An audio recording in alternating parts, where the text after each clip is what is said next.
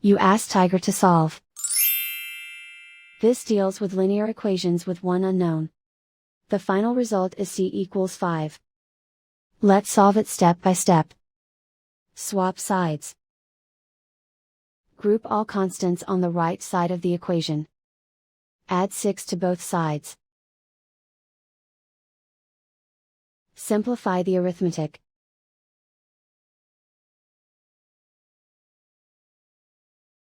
Isolate the c.